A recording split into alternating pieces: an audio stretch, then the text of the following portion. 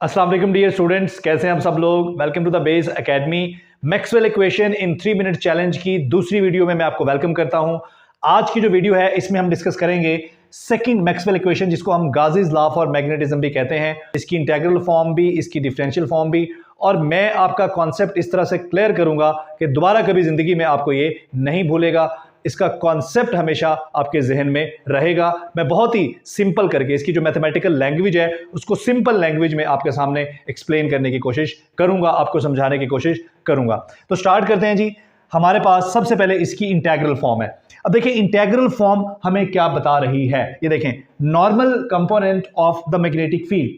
Magnetic field का जो normal component है किसी भी सरफेस से।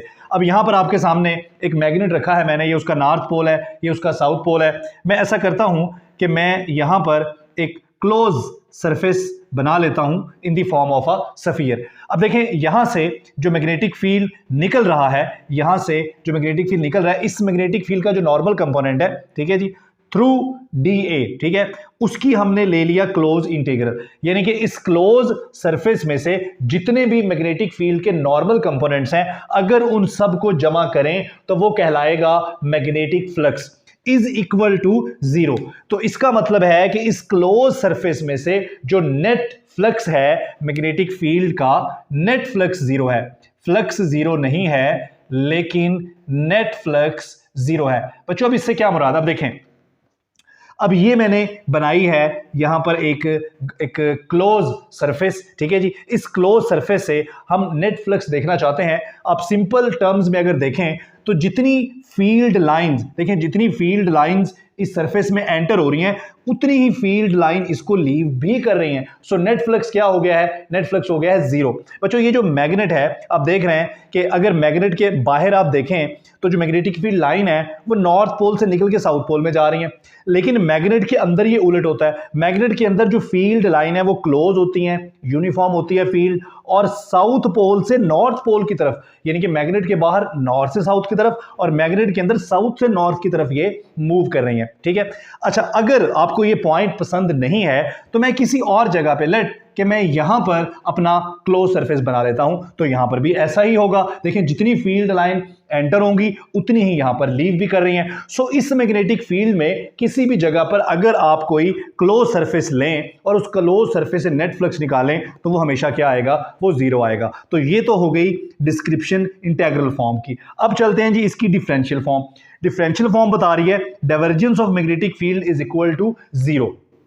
अब इससे क्या मुराद है, इससे मुराद ये है कि मैं यहां पर कोई भी एक इमेजिनरी पॉइंट ले लेता हूं, ठीक है जी, यहां पर मैं कोई भी एक इमेजिनरी पॉइंट ले लेता हूं।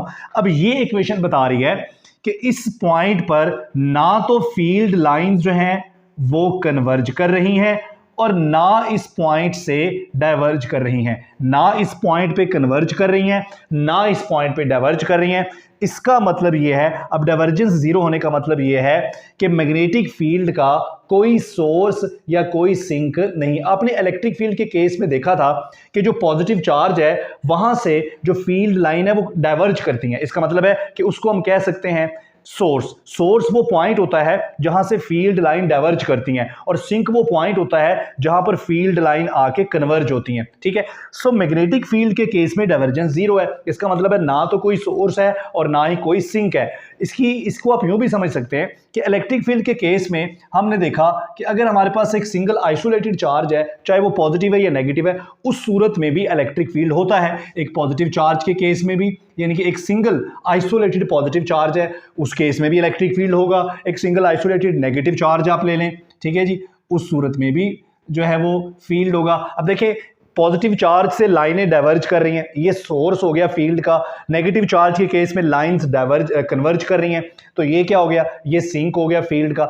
लेकिन इस तरह का कोई सोर्स या सिंक मैग्नेटिक फील्ड में नहीं होता। इसका मतलब है कि मैग्नेटिक फील्ड में अगर आप नॉर्थ पोल को अलग करें और साउथ पोल को अलग करें तो इस तरह से फील्ड एग्जिस्ट नहीं करेगा। यानी कि आप नॉर्थ को और साउथ को बिल्कुल पॉजिटिव नेगेटिव चार्ज की तरह अलग अलग नहीं कर सकते। इसका मतलब है कि मैग्नेटिक फील्ड के केस में नो मोनोपोल्स।